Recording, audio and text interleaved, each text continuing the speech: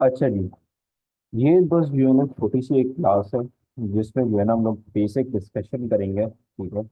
Basic discussion किसके हवाले से होगी कि भाई कल कौन कौन से जो है ना एक्सपेक्टेड टॉपिक्स आ सकते हैं, कौन कौन से टेस्ट कर सकता है बेसिकली वो, ठीक है। और इसके अलावा कैसे हमारे को जो है ना मैनेज करना है अपना टाइम, और भी मल्टीपल चीज़ें, ठीक है। सबसे पहले हम लोग बात कर लेते हैं यार कौन कौन से टॉपिक जो है ना एक्सपेक्टेडली आ सकते हैं, ठीक है। अच्छा, हमें ये पता है कि भाई इनिशियली फरवरी मार्च के अंदर जो चीज़ें आ चुकी हैं वो ऑब्वियस बात है, रिपीट नहीं होगी। मगर मल्टीपल चीज़ें ऐसी होती हैं जो कि उसी जो है ना यूनिट से आ सकती है, तो उसके ऊपर थोड़ी सी ब्रीफ डिस्कशन होगी, ठीक है। अब ये इंश्योर करेगा कि ह्यूमन रिसोर्स आपका जो है स्ट्रांग हो। ह्यूमन रिसोर्स किस मानों में स्ट्रांग हो? 3 से 5 मार्कर में आपका स्ट्रांग हो, ठीक है। जैसे कि आपको डेफिनेशन आनी चाहिए जॉब डिस्क्रिप्शन के हवाले से, जॉब स्पेसिफिकेशंस के हवाले से, ठीक है। इसके अलावा आपको बेसिक और डेफिनेशन आनी चाहिए प्रोडक्टिविटी के हवाले से, ठीक है। यहाँ पे मेनली क्या होता है, 3 से 5 मार्कर में आपको बताऊं, 3 से 5 मार्कर के क्वेश्चन में क्या होता है, आपसे पूछेगा जी आप मुझे क्या करें, 3 मार्कर में डिफाइन करें, या 2 मार्कर में, लेट सपोज मैं आपको बोलता हूँ 2 मार्कर में आप डिफाइन करें, लेट सपोज प्रोडक्ट डिफाइन और प्रोडक्टिविटी, ठीक है। Define productivity. फिर 3 मार्कर का एक क्वेश्चन आएगा जिसमें वो बोलेगा कि भाई how to increase how to increase productivity, ठीक है। पॉसिबल चांसेस है ये बन सकता है। तो आपको प्रोडक्टिविटी भी पता होना चाहिए और एटलीस्ट आपको ये भी पॉइंट पता होना चाहिए कि कैसे प्रोडक्टिविटी बढ़ सकती है। अगर मैं बात करूं प्रोडक्टिविटी कैसे बढ़ सकती है, तो मुझे ये पता है कि भाई मोटिवेशन से बढ़ सकती है, ठीक है। और हाँ, मोटिवेशन से मुझे ये भी याद आया कि आपको जो है, चलो हाँ बोल देते हैं, मोटिवेशन से ये भी याद आया कि मोटिवेशन थ्योरीज जो है वो भी आपके स्ट्रांग होने चाहिए, ठीक है। मोटिवेशन थ्योरीज के अंदर जो मोस्ट इंपॉर्टेंट जो होता है आपका डैनियल गोल्डमैन है सबसे ज्यादा इंपॉर्टेंट, ठीक है। इसके अलावा आपका अब्राहम मैस्लो है, हायरार्की ऑफ नीड्स। और इसके अलावा हैसबर्ग है आपका मोस्ट इंपॉर्टेंट, जो कि मोस्ट फ्रिक्वेंटली वो टेस्ट करते हैं, उसके नाम मैं बता रहा हूँ। तो मोटिवेशन थ्योरीज जो है ना ऊपर ऊपर से जरूर पढ़ के जाएगा। पॉसिबल चांसेस है कि 12 मार्कर में भी वो आ सकता है। तो मोटिवेशन थ्योरीज जो है ना आप पढ़ेंगे, ठीक है। पता नहीं क्यों स्पेलिंग गलत दे रहा है, खैर। मोटिवेशन थ्योरीज पढ़ेंगे। हमें ये पता है कि प्रोडक्टिविटी आप मोटिवेशन से बढ़ा सकते हो, इंट्रोडक्शन ऑफ मशीनरी से बढ़ा सकते हो, इंट्रोडक्शन ऑफ मशीनरी से बढ़ा सकते हो, और भी मल्टीपल चांसेस होते हैं। अच्छा जी, प्रोडक्टिविटी के अलावा आपकी जो 3 या 5 मार्कर में जो है ना टेस्ट हो सकता है, वो है रेवेन्यू, वो है आपका, एक सेकंड रुकिएगा। अच्छा जी, और क्या चीज जो है आपकी टेस्ट हो सकती है, रेवेन्यू एंड कैपिटल एक्सपेंडिचर आपका टेस्ट हो सकता है। याद रखिएगा, ये इतनी छोटी चीज है कि 2 मार्कर में भी टेस्ट कर ले, 3 मार्कर में और 5 मार्कर में भी आपका टेस्ट हो सकता है, ठीक है। अगर मैं रिवाइज करवाना चाहूँ रेवेन्यू क्या होता है, कैपिटल एक्सपेंडिचर क्या होता है, तो बड़ा ही आसान है। रेवेन्यू एक्सपेंडिचर क्या होता है, जो कि आपके डे टू डे एक्सपेंसेस होते हैं, ठीक है। डे टू डे एक्सपेंसेस के अंदर क्या क्या चीजें आ जाती है आपको पता है, हमारे पास यूटिलिटी बिल्स आ जाते हैं, ठीक है, यूटिलिटीज के बिल आ जाते हैं। इसके अलावा हमारी वेजेस आ जाती है, और मल्टीपल जितनी भी हमारी कॉस्ट होती है जो कि डेली कॉस्ट होती है, वो सारी की सारी इसके अंदर इंकर्ड होती हैं। अच्छा जी, कैपिटल एक्सपेंडिचर क्या होता है, ये वन ऑफ जो है ना आपका खर्चा होता है, ठीक है। ये आपका वन ऑफ खर्चा होता है, जैसे कि आपने मशीनरी परचेज कर ली, ठीक है, मशीनरी परचेज कर ली। अगर 5 मार्कर पे आ जाए तो मैं ये कैसे लिखूंगा, तो कोई मसले की बात नहीं है। आप जो है रेवेन्यू एक्सपेंडिचर के जो है ना इंपॉर्टेंस बयान करोगे, क्योंकि आपको पता है जब डे टू डे एक्सपेंसेस की बात आ जाए तो वर्किंग कैपिटल से लिंक करना बड़ा ही आसान है। वर्किंग कैपिटल क्या होता है, वर्किंग कैपिटल आपके बिजनेस के लिए एक ब्लड लाइफ या ब्लड लाइन की तरह होता है, ठीक है, जो कि मोस्टली जो है ना आपको जरूरत होती है। और इस क्वेश्चन को आंसर करने के लिए जो रिकॉर्डिंग करी है मैंने फरवरी मार्च 24 की, और डाली हुई भी है, ठीक है, 6A और बी वाला पार्ट, उसको जाके देखना तो रिवाइज हो जाएगा वर्किंग कैपिटल भी, ठीक है। बाकी अगर मैं कैपिटल एक्सपेंडिचर की बात करूं तो मशीनरी परचेज होती है। मशीनरी परचेज से क्या एक्सपेक्ट कर सकते हो आप, इन फ्यूचर रिटर्न्स जो है ना एक्सपेक्ट कर सकते हो, इन फ्यूचर रिटर्न्स जो है ना आप क्या कर सकते हो, एक्सपेक्ट कर सकते हो, ठीक है। अगर आप जो है एक एक्सेल के बच्चे हो और आप जो है ना E2 भी पढ़ रहे हो, तो आप इससे इससे भी लिंक कर सकते हो, जो कि आपने नेट प्रेजेंट वैल्यू से लिंक करी हुई है। और मल्टीपल चीजें हमारे पास मौजूद होती है, मगर जो अभी एएस दे रहा है उसको अभी कंसेंट करने का पॉइंट नहीं, सिर्फ समझाने के लिए मैंने एनपीवी लिखा है। अच्छा जी, इसके अलावा आपका वैल्यू एडिशन भी ट्रेस कर सकता है।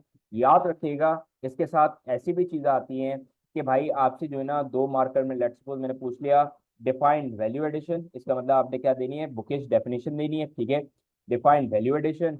और आपने क्या करना है, एक और जो है ना इसके साथ क्वेश्चन आता है, how to increase value addition, ठीक है, ये भी आ सकता है 3 मार्कर। और याद रखिएगा, इस क्वेश्चन की इतनी बड़ी जो है ना इंपॉर्टेंस है कि आपके 22 या 21 के पेपर के अंदर ये जो है ना एज अ 12 मार्कर जो है ना बन के आया हुआ है, ठीक है, एक दफा देख लीजिएगा।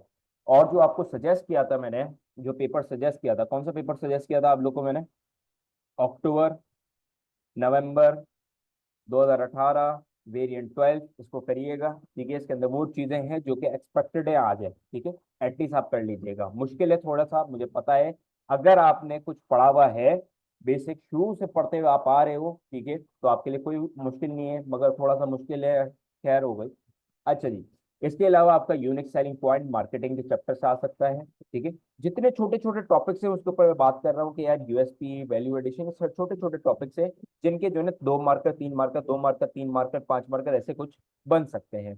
अच्छा जी, यूएसपी भी आपके पास आ सकता है, यूनिक सेलिंग पॉइंट क्या होता है, और ये सारी चीजें भी आपके पास आ सकती है। अच्छा जी, मैंने एक प्लान भी किया है कि कुछ सोर्सेज ऑफ फाइनेंस को भी रिवाइज करवाऊं, और आपको जो है ना एक क्वेश्चन भी जो है ना मैं करवाता जाऊंगा, वो बेसिकली था, हाँ, जॉब प्रोडक्शन से रिलेटेड जो 12 मार्कर में एक्सपेक्टेड है, मैं आपको वो भी करवाऊंगा इंशाल्लाह भी, ठीक है। मगर अभी मैं सिर्फ ये बात कर रहा हूँ कि 3 और 5 मार्कर में एटलीस्ट ये टॉपिक आपको आने चाहिए, ठीक है, एटलीस्ट बात कर रहा हूँ मैं, आपको आने चाहिए। क्या यही आएंगे, पक्का है, गारंटी है, लिख के दे रहे हो, नहीं बिल्कुल नहीं, ऑब्वियस बात है बेटा, ये जो है अजम्पशन की बेसिस के ऊपर मैं बता लगा रहा हूँ, ठीक है, कि ये आ सकते हैं, नहीं आए, ऑब्वियस बात है भाई, नहीं आए, आ भी सकते हैं, सारे के सारे लग जाएं या तो सारे के सारे नहीं लगे। तो आपकी पूरी प्रिपरेशन होनी चाहिए, बस आपने इसको थोड़ा सा ज्यादा इंपॉर्टेंस देनी है, ठीक है। अच्छा, फिर हमारे पास क्या चीज आ जाती है, एक सेकंड इसको ऊपर फेंके हम लोग, जिसको स्क्रीनशॉट लेनी हो वीडियो रोक लीजिएगा, ठीक है। अच्छा जी, अब हम आ जाते हैं दूसरी चीज के ऊपर, एक सेकंड रुकिएगा, रिकॉर्डिंग देखो चल रही है, ओके डन। अच्छा, अब हम आ जाते हैं नीचे की तरफ। नीचे की तरफ जो है हम लोग थोड़ा सा जो है ना 10 12 मार्कर के ऊपर आ जाते हैं कि कैसे वो जो है ना बनाएगा, मगर 3 मार्कर के अंदर एक और चीज रुक गई मेरी, एचआर के अंदर आपका एम्पावरमेंट से जो है ना चीजें आ सकती है। एम्पावरमेंट बोल सकता है, what is empowerment, what is delegation, ठीक है, तो ये क्या होता है, बेसिकली डिसीजन मेकिंग अथॉरिटी होती है, decision making authority pass on to the pass on to the subordinates. याद रखिएगा एक चीज बड़ी इंपॉर्टेंट मैं आपको बता रहा हूँ, कि कभी भी बिजनेस का पेपर आपका इंग्लिश का पेपर नहीं होता, इंग्लिश की परवाह नहीं करनी है। और बिजनेस के पेपर के अंदर जितनी उसकी जार्गन्स इंपॉर्टेंट है वो आप सबको पता है, ठीक है। अब ये जो सब ऑर्डिनेट्स का वर्ड है, ये एचआर के चैप्टर में इस्तेमाल हुआ है भाई। जब आप हायरार्की पढ़ते हो ना एचआर के अंदर, तो वहां पे क्या वर्ड इस्तेमाल आता है, सब ऑर्डिनेट्स आता है, तो सब ऑर्डिनेट्स मैंने भी डाल दिया, इससे क्या होगा, मार्क्स मिलेंगे, हाँ भाई मार्क्स मिलेंगे। आपको ये टर्मिनोलॉजीज आनी चाहिए, जब भी तो मार्क्स है बेहतरीन तरीके से, ठीक है। अच्छा, इसके अलावा आपका एम्पावरमेंट डेलीगेशन आ सकता है, मोटिवेशन थ्योरिस्ट मैंने आपकी बात कर ली है, इसके अंदर जो है ना आपके मल्टीपल आ सकते हैं, ठीक है, उसमें से जो इंपॉर्टेंट है वो आपसे बता दूं मैं, अब्राहम मैस्लो आ सकता है, हायरार्की ऑफ नीड्स आ सकती है, हेल्सबर्ग की थ्योरी आ सकती है, इसके अलावा डेनियल गोल्डमैन की आ सकती है, जिस उससे जो है कॉम्पिटेंसीज जो सजेस्ट करी थी, ठीक है, वो आ सकती है, डेनियल गोल्डमैन की कॉम्पिटेंसीज आ सकती है।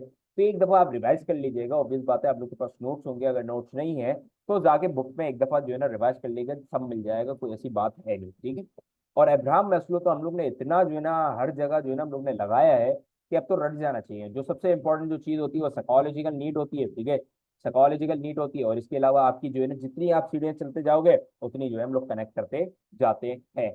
अब्राहम मैस्लो, याद रखिएगा, अगर कोई मोटिवेशन का सवाल आ गया तो मोटिवेशन थ्योरिस्ट कहीं ना कहीं जबरदस्ती डाल दीजिएगा, ठीक है, कहीं ना कहीं डाल दीजिए, मतलब सेंस बनता हो ऐसा नहीं फजूल में डाल दीजिएगा, सेंस बनने पे डाल दीजिएगा, ठीक है।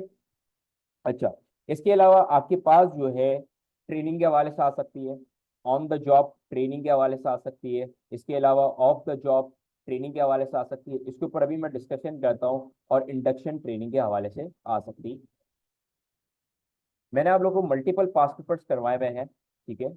और अगर आपने जो है मेरे साथ करने के बाद खुद एक दफा प्रैक्टिस भी करी हो तो आप लोग को अभी तक याद होंगे। तो मैं थोड़ा सा डिस्कशन कर लेता हूँ कि कैसे जो है आप मुझे क्या बता सकते हैं कि ऑफ द जॉब ट्रेनिंग के क्या एडवांटेजेस होते हैं। अगर मैं जो हूँ लेट सपोज अपने सुपरवाइजर को या जो है ना मैं अपने जो है ना एम्प्लॉयज को क्या करता हूँ, of the job training provide करता हूँ, तो क्या बिजनेस को क्या फायदा है of the job training provide करने के। वीडियो पॉज करिएगा, 2 मिनट सोचिएगा, रजिस्टर आपके पास होना चाहिए, लिखिएगा, और फिर जो है ना आप क्या करेगा यहाँ फिर वीडियो को कंटिन्यू करिएगा और देखिएगा क्या क्या उसके बेनिफिट हो सकते हैं। ऑफ द जॉब ट्रेनिंग का सबसे जो इम्पोर्टेंट बेनिफिट ये होता है कि आइडिया की कंट्रीब्यूशन सबसे ग्रेटर हो जाती है। आइडिया की कंट्रीब्यूशन सबसे ग्रेटर हो जाती है, इसका मतलब क्या है भाई, ऑफ द जॉब ट्रेनिंग का मतलब ये होता है कि आप अपनी वर्क प्लेस से उसको छुट्टी करवा के बोलते हो कि भाई दूसरी जगह जाओ, वहां से सीखो। और वहां पे जो इंस्ट्रक्टर होता है, सिखाने वाला होता है, कोई छोटा बच्चा नहीं होता है। वो कुछ मिलियंस और मिलियंस में बोल रहा हूँ, वो आपसे जो ना लाखों रुपए ले रहा होता है, ठीक है। इंस्ट्रक्टर से बात कर रहा हूँ ऑफ द जॉब ट्रेनिंग का, लाखों रुपए ले रहा होता है ऑर्गेनाइजेशन का। मगर जो उसकी जो कंट्रीब्यूशन होती है, जो आइडिया दे रहा होता है, और जो हमारे एम्प्लॉय सुन रहे होते हैं, उनकी भी चीजें जो है ना वो हो रही होती है, फ्रेश हो रही होती है, नई नई चीजें सीखते हैं, अपनी इंडस्ट्री के बारे में जानते हैं, कैसे जो है ना कॉन्फिडेंट रहना होता है, कैसे जो है ना अपने मैनेजर को आइडिया कंट्रीब्यूट करना होता है। बेसिकली आइडिया की कंट्रीब्यूशन एक बिजनेस की इफेक्टिवनेस इन प्रोडक्शन बढ़ा सकती है, ठीक है। इफेक्टिवनेस इन प्रोडक्शन बढ़ा सकती है, तो आइडिया की कंट्रीब्यूशन बड़ी इंपॉर्टेंट है। इसके अलावा मोटिवेशन, मोटिवेशन लिंक करना आना चाहिए। मोटिवेशन तो इतना बच्चों वाला पॉइंट है यार, आप लोगों को लिंक करना आना चाहिए। मोटिवेशन कैसे मिलेगी कि भाई एम्प्लॉय ये फील करेगा कि भाई मेरे को जो है, मुझे जो है मेरी ऑर्गेनाइजेशन ने ट्रस्ट वर्दी फील करा, और जो है ना हजारों एम्प्लॉय में से सिर्फ 10 एम्प्लॉय को भेजा, और 10 एम्प्लॉय में से जो है ना सिर्फ मेरा नाम था और मेरे को ही ऑफ द जॉब ट्रेनिंग मिली है, लिहाजा भाई मैं तो जो है ना ट्रस्ट वर्दी बंदा हूँ उस ऑर्गेनाइजेशन का, और जो है ना मैं तन मन धन से जो है ना काम और बाजी लगा दूंगा, ठीक है। तो ये XYZ काम करेगा, ठीक है, मेहनत लगाएगा वो लड़का हमारा। तो ऑफ द जॉब ट्रेनिंग क्या मोटिवेशन होगा। और आपको पता है भाई मोटिवेशन से आप कौन कौन से पॉइंट लिंक कर सकते हो, ठीक है। अब आपको पता है, अब मैंने बोला वापसी कि जहाँ साइंस बने वहां पे हमारे मोटिवेशन थ्योरिस्ट आप आ जाएंगे। कौन सी नीड पूरी होगी, सेल्फ स्टीम नीड, मतलब के रिस्पेक्टेड वाली जो नीड थी ना इसकी, वो क्या हो जाएगी, फुलफिल हो जाएगी भाई। उससे मोटिवेशन को लिंक कर दो, आसान तो ये था, कोई मुश्किल नहीं था। इंडक्शन ट्रेनिंग का कितना है, ये ऐसे पॉइंट्स है जिसमें जो है ना बहुत बोला जा सकता है।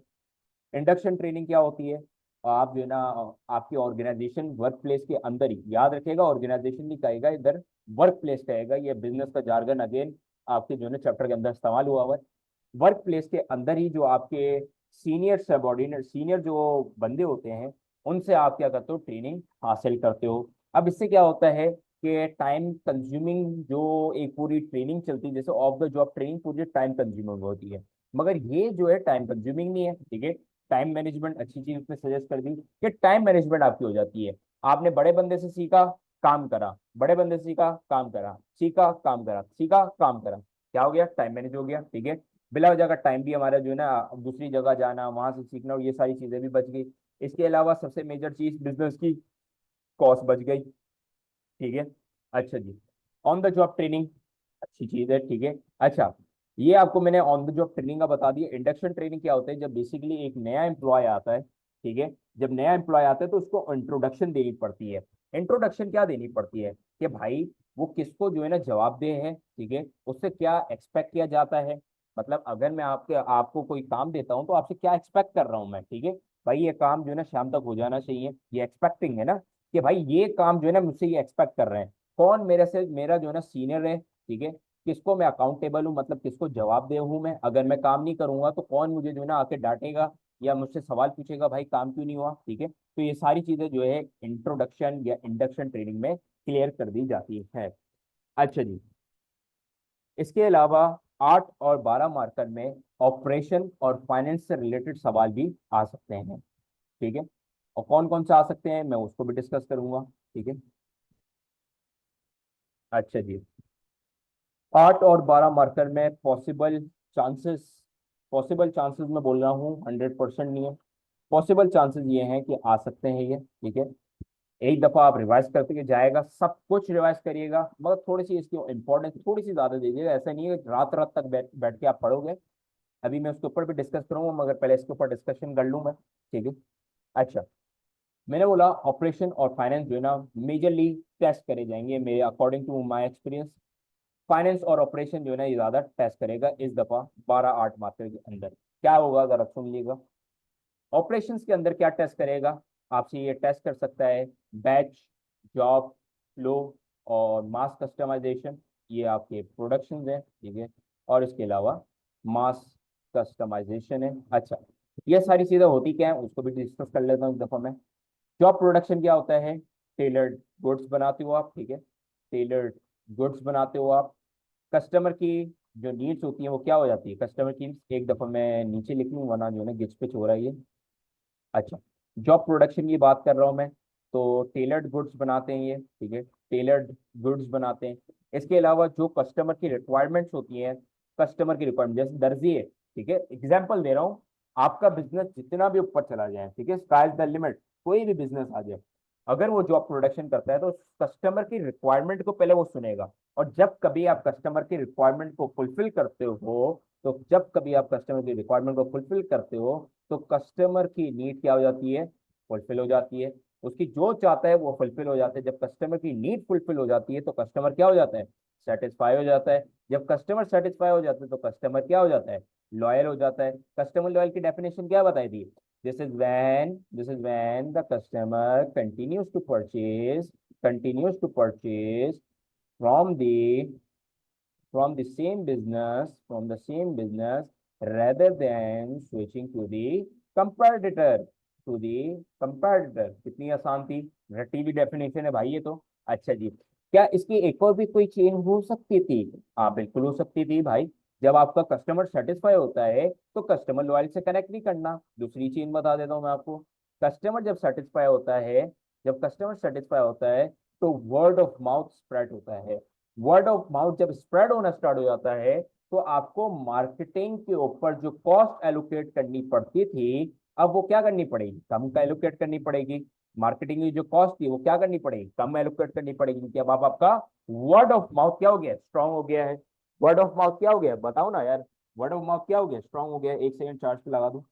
वर्ड ऑफ माउथ क्या हो गया, स्ट्रांग हो गया। अच्छा, वर्ड ऑफ माउथ आपका स्ट्रांग हो गया है, जिसकी वजह से अब आपको मार्केटिंग पे कॉस्ट कम एलोकेट करनी पड़ रही है।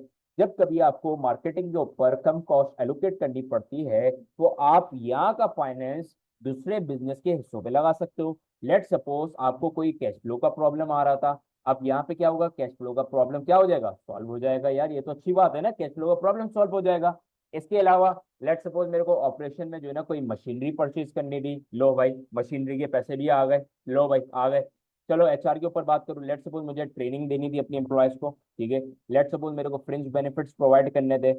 तो क्या हो सकता है, ये फाइनेंस जो मार्केटिंग कॉस्ट पे जो एलोकेट कर रहे थे अब वो बच जाएगी, और आप तीनों डिपार्टमेंट के ऊपर इक्वली या सही से डिस्ट्रीब्यूट कर सकते हो, जैसे हम क्या कहते हैं, affective allocation allocation of the resources.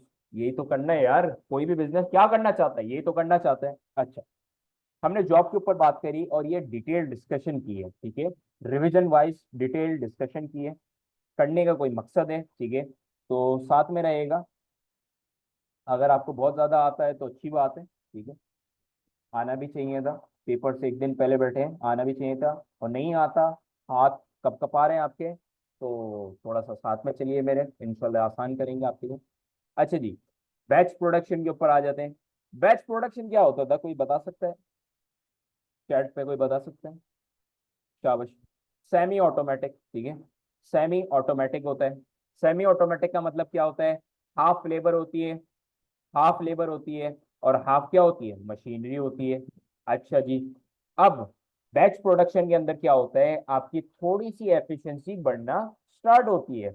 अच्छा जी, एफिशिएंसी बढ़ना स्टार्ट होती है, कैसे होती है मुझे तो नहीं समझ आया सर, वही लेबर है। बेटा मशीनरी तो इंट्रोड्यूस करवा दिए। जब कभी मशीनरी के ऊपर लेबर काम करता है तो उसकी लेबर प्रोडक्टिविटी क्या हो जाती है, बढ़ जाती है। यहाँ पे एक्चुअली लेबर प्रोडक्टिविटी लेबर की वजह से नहीं बढ़ी, बल्कि किसकी वजह से बढ़ी, मशीनरी की वजह से बढ़ी है। अच्छा जी, इसके लिए जब मैं ऊपर प्रोडक्टिविटी की बात कर रहा था जब अभी जो है मैं प्रोडक्टिविटी की बात कर रहा था, तो मैंने वहां पे मशीनरी भी लिखा था। अगर आपको मैं दिखाऊं, प्रोडक्टिविटी, अल्लाह आपको भला करे, प्रोडक्टिविटी प्रोडक्टिविटी ये रहा। पेन आ जाओ भाई। ये देख रहे हो, इंट्रोडक्शन टू दी मशीनरी। ठीक है। इंट्रोडक्शन मशीनरी की वजह से प्रोडक्टिविटी लेबर की बढ़ जाती है, मगर लेबर असली में ज्यादा काम नहीं करता, बल्कि कौन ज्यादा काम करता है? मशीनरी। समझ आ रही है बात? अच्छा जी, नीचे आ जाओ, नीचे आ जाओ भाई। एक सेकंड रुकिएगा, नीचे आ जाओ भाई। अच्छा, लेबर प्रोडक्टिविटी की बात कर ली हम लोग ने, लेबर प्रोडक्टिविटी बढ़ जाती है। आपको ये पता होगा कि जब कभी मैं बैच प्रोडक्शन को इंट्रोड्यूस करवाता हूँ अपनी मशीन उसके अंदर, ठीक है, तो उससे क्या होता है कि आपके बैच बाय बैच जो है ना प्रोडक्ट बन रहे होते हैं। इससे क्या होता है, याद रखिएगा, कस्टमर की जो रिक्वायरमेंट जो सिग्निफिकेंट, क्योंकि आपकी मार्केट जो है डायनेमिक होती है। मार्केट क्या होती है? डायनेमिक होती है। इसका मतलब क्या है? मार्केट बड़ी चेंज जल्दी हो जाती है, ठीक है। मार्केट के डायनेमिक के हिसाब से बैच प्रोडक्शन सबसे बेहतर है, क्योंकि मुझे पता है यार मैंने 50 यूनिट्स बनाए। अगर 50 यूनिट, 50 यूनिट बहुत कम होते हैं, लिटरली बहुत कम होते हैं। अगर आप लाखों की आबादी, पाकिस्तान की आबादी के हिसाब से चल रहे हो, तो मार्केट अगर डायनेमिक भी हो, लेट सपोज मैंने 50 यूनिट बनाए, वो तो ऐसे वैसे बिक जाएंगे यार, कचरे के दाम, मतलब ऐसे यूं यूं बिक जाएंगे, ठीक है। तो मार्केट डायनेमिक का मतलब ये है कि मार्केट कंटिन्यूसली चेंज होती रहती है। आपके पास थोड़े से ही प्रोडक्ट बनाए हुए पड़े हैं उस बैच के, ठीक है। वो बैच बिक गया, अब आप चेंज कर लोगे, आप चेंज कर लोगे, इसका मतलब आप डिमांड को भी रिस्पॉन्सिव रहोगे, बेहतर रहेगा ये आपके लिए, ठीक है। अच्छा जी, फ्लो के ऊपर आ जाते हैं। फ्लो प्रोडक्शन के ऊपर तो जितना आप जो है कैपिटल इंटेंसिव की तारीफ कर सको उतना बेहतर है, ठीक है। कैपिटल इंटेंसिव के अंदर आप बात कर सकते हो, 24/7 मशीनरी चलती रहेगी मेरी, ठीक है। 24/7 मेरी मशीनरी चलती रहेगी। एक सेकंड रुकेगा। 24/7 मेरी जो है ना मशीनरी चलती रहेगी। जब 24/7 मेरी मशीनरी चलती रहेगी, तो मेरी प्रोडक्टिविटी इंक्रीज होती रहेगी। मतलब मशीनरी की प्रोडक्टिविटी यहाँ पे लिख लेना भाई। मशीन प्रोडक्टिविटी मेरी इंक्रीज हो जाएगी। मशीन प्रोडक्टिविटी इंक्रीज होगी। जब कभी प्रोडक्टिविटी इंक्रीज होती है, अगर आप समझ सक रहे हो, ये वाली चेन पता नहीं कितनी दफा रिपीट कर चुका हूँ, तो एटलीस्ट मैं समझ सकता हूँ कि आपने बहुत ज्यादा ही पढ़ा हुआ है। अगर नहीं कर सक रहे हो तो अल्लाह ही भला करे आपका। मशीन प्रोडक्टिविटी आपकी बढ़ रही है, तो आपकी एवरेज कॉस्ट क्या होगी? डिक्रीज हो जाएगी। जब कभी आपकी एवरेज कॉस्ट डिक्रीज होगी, तो आपकी क्या चीज बढ़ेगी? प्रॉफिट मार्जिन बढ़ जाएंगे, ठीक है ना। ये तो ऑब्वियस चेन है भाई। अच्छा जी, कैपिटल के रिलेटेड और कुछ बात कर सकता हूँ? बिल्कुल बात करते जाओ भाई, आप रुक ही रहो। रुकने का पॉइंट ही नहीं है इधर, ठीक है, चलते जाओ चलते जाओ। कैपिटल जब इंट्रोड्यूस करवाते हो, तो स्टैंडर्डाइज्ड प्रोडक्ट आ जाते हैं, स्टैंडर्डाइज्ड प्रोडक्ट आ जाते हैं। जब स्टैंडर्डाइज प्रोडक्ट मेरे बनते जाएंगे, तो क्या होगा? ह्यूमन एरर क्या हो जाएगी? कम हो जाएंगे। ह्यूमन एरर कम हो जाएंगे, या बेहतर ये रहेगा कि मैं सबसे पहले पेपर के अंदर ह्यूमन एरर के ऊपर बात करूं कि ह्यूमन एरर कम हो जाएंगे, ठीक है। ह्यूमन एरर सिग्निफिकेंटली रिड्यूस हो जाएंगे, सिग्निफिकेंटली रिड्यूस्ड हो जाएंगे। इसके अलावा मैं जो है ना बात करूं, फिर जब ह्यूमन एरर सिग्निफिकेंटली रिड्यूस हो जाएंगे, क्योंकि अब मेरा कैपिटल जो है स्टैंडर्डाइज गुड बनाएगा। जब वो स्टैंडर्डाइज गुड बनाते रहेगा, तो कस्टमर कंप्लेंट्स क्या हो जाएंगी? कम हो जाएगी। जब कस्टमर कंप्लेंट्स कम होगी, तो आपकी सेल्स रेवेन्यू, जो सेल्स रिटर्न आती थी पहले, अब वो सेल्स रिटर्न क्या हो जाएंगी? कम हो जाएंगी। जब सेल्स रिटर्न कम हो जाएंगी, तो आपकी ओवरऑल प्रॉफिटेबिलिटी के ऊपर क्या इंपैक्ट आएगा? ज्यादा बढ़ जाएगा। जिसकी वजह से क्या कर सकते हो आप? री इन्वेस्ट कर सकते हो। इसके अलावा आप क्या कर सकते हो? आपका फ्लो बैक प्रॉफिट इंक्रीज हो जाएगा। ये कौन सा नाम बोल दिया सर आपने? ये अच्छी बात है कि अभी मैंने बोल दिया, क्या पता कल आ जाए what is flow back profit, और आप जो है आपको पता होने के बावजूद आपको ना पता हो। फ्लो बैक प्रॉफिट का दूसरा नाम क्या होता है? रिटेन्ड, रिटेन्ड प्रॉफिट होता है, ठीक है। ऑब्वियस बात है, इजी हो गया तो, ठीक है। अच्छा, अच्छी खासी बात कर ली तीनों के ऊपर। मास कस्टमाइजेशन रह गया। मास कस्टमाइजेशन क्या होता है, थोड़ा वो भी समझा दें? समझा देंगे, कोई मसले की ऐसी बात नहीं है। आ जाए जरा। मास कस्टमाइजेशन क्या होता है? Mass customization, mass customization basically क्या होता है कि आपके फ्लो प्रोडक्शन के ऊपर बैच चले जा रहा है, चले जा रहा है, चले जा रहा है। लेट सपोज मैं एग्जांपल देता हूँ आपको। लेट सपोज सिविक बन रही है, ठीक है। होंडा वाले क्या बना रहे हैं? सिविक। होंडा वाले सिविक बना रहे हैं, ठीक है। होंडा वाले सिविक बना रहे हैं, ठीक है। लेट सपोज, और हम लोग मान के चल रहे हैं कि वो लोग फ्लो प्रोडक्शन कर रहे हैं, कंटिन्यूसली बन रही है, मशीन भी बना रही है, बना रही बना रही है। और एक बंदा आया, उसने बोला यार मुझे जो है ना क्या करना है, मुझे जो है इसके अंदर व्हाइट कलर नहीं चाहिए, ब्लैक कलर चाहिए। मुझे ब्लैक नहीं चाहिए, ग्रीन कलर चाहिए। चौथा कस्टमर आया, उसने बोला मुझे ग्रीन नहीं चाहिए, मुझे पिंक कलर चाहिए। पांचवा कस्टमर आया, उसने बोला मेरे को डार्क पिंक कलर चाहिए। अच्छा भाई, ये जो कलर की वेरिएशन है, क्या वो मास कस्टमाइजेशन में? बिल्कुल है भाई, वो करते के देते हैं आपको। ये तो रियल लाइफ एग्जांपल है, कलर की वेरिएशन मास कस्टमाइजेशन में आती है। इसके अलावा एक और बंदा आया, उसने बोला यार मुझे जो ना सिविक तो चाहिए, मगर मुझे कौन सी सिविक चाहिए? टाइप आर चाहिए। टाइप आर चाहिए। अच्छा भाई, टाइप आर के लिए एग्जॉस्ट अलग लगते हैं, स्पॉइलर लगता है, और एक्स वाई जी, क्योंकि आर, ठीक है, आर से तो आपको पता है ना क्या आता है। तो स्पॉइलर लगता है, और जो है ना एग्जॉस्ट लगा रहे हैं वो लोग, तो ये क्या है आपका मास कस्टमाइजेशन। मास कस्टमाइजेशन का फायदा क्या है? वापसी में आपको बता दूं, कस्टमर की रिक्वायरमेंट क्या हो जाएगी? फुलफिल हो जाएगी। जब कस्टमर की रिक्वायरमेंट फुलफिल होती है तो कस्टमर की नीड्स सेटिस्फाई हो जाएगी। जब कस्टमर सेटिस्फाई हो जाएगा तो क्या होगा? कस्टमर जब सेटिस्फाई हो जाता है तो कस्टमर लॉयल हो जाता है। तो आपको ऊपर अभी चेन देखी, वही सेम चेन रिपीट हो सकती है। अच्छा जी। अच्छा, इसके हम लोग ने अच्छी खासी डिस्कशन करी। नेक्स्ट जो टॉपिक आ सकता है, नेक्स्ट जो टॉपिक आ सकता है, मैं उसके ऊपर भी डिस्कशन कर दूं थोड़ी सी, एक सेकंड रुकिए। अच्छा, नेक्स्ट जो आपका टॉपिक आ सकता है, अच्छा याद रखिएगा, बैच, जॉब, फ्लो, इसके हवाले से क्वेश्चन क्या आ सकता है। चले, आपने डिवाइस तो करवा दिया, क्वेश्चन क्या आ सकता है? क्वेश्चन बेसिकली जो मोस्टली आता है वो ये आता है, बैच से अगर मैं फ्लो प्रोडक्शन में जा रहा हूं तो उसके एडवांटेजेस बताएं। ये आपका 8 मार्कर बन सकता है। 12 मार्कर ये बनेगा कि हाँ, बैच से अगर मैं बैच से अगर मैं फ्लो पे जाता हूं तो उसके एडवांटेजेस ज्यादा हैं, उसके एडवांटेजेस ज्यादा हैं। और ये एंड में बोलेगा एवेल्युएट एवेल्युएट दिस व्यू। ठीक है, बैच के अगर मैं बैच से फ्लो पे कन्वर्ट करता हूं तो उसके एडवांटेजेस ज्यादा हैं। इवेल्युएट करो उस व्यू को।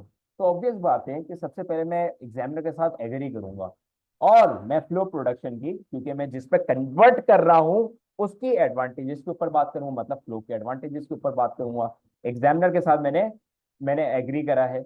अब जब मैं सेकंड पैराग्राफ में आऊंगा, अब मैं डिसएडवांटेजेस बताऊंगा। अच्छा जी, डिसएडवांटेजेस आपने बता दिए, वो भी इजी है। कंक्लूजन पे आते हैं। कंक्लूजन कैसे ड्रॉ करोगे? वापसी वीडियो रोकिएगा और जरा सोचिएगा इस क्वेश्चन के ऊपर कंक्लूजन कैसे ड्रॉ किया जाएगा। कंक्लूजन ऐसे ड्रॉ किया जाएगा, पहले आपने वेटेज देनी किसी पॉइंट को। या तो आप एडवांटेज के साथ चले जाओ जो कि एग्जामिनर का पॉइंट ऑफ व्यू है, या तो आप डिसएडवांटेज के साथ चले जाओ। जब आपने किसी एक पॉइंट ऑफ व्यू के साथ एग्री कर लिया, अब उसको जस्टिफाई करो कि भाई अगर आप बोलते हो इसके डिसएडवांटेज ज्यादा है तो कैसे डिसएडवांटेज ज्यादा है, और ये बिजनेस को इम्पैक्ट कैसे करता है। अगर आप बोलते हो एडवांटेजेस ज्यादा है तो एडवांटेजेस कैसे ज्यादा है और वो बिजनेस को कैसे इम्पैक्ट करता है। अच्छा जी, ये इसी का पार्ट था, थोड़ा सा आप देख लीजिएगा। और मैं उम्मीद करता हूँ कि आप बिस्तर पर लेट के ये वीडियो नहीं देख लोगे। आपके अराउंड थोड़ी सी रिसोर्सेज फैले हुए होंगे, वहां से आपने थोड़ी सी चीजें देखनी है, और ये आप जितने बेहतर हो सकोगे। ठीक है, थोड़ा सा एक दिन पहले सीरियस हो जाए। ठीक है।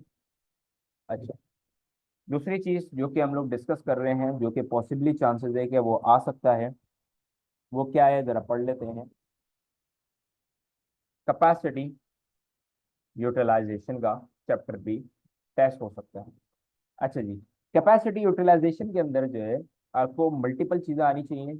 हर एक एएस के बच्चे को पढ़ाया गया है। ठीक है, अब उसमें सीरियसनेस के साथ पढ़ा है या नॉन सीरियस एटीट्यूड के साथ पढ़ा है, उसके ऊपर तो हम बात नहीं कर सकते अभी, एक दिन पहले।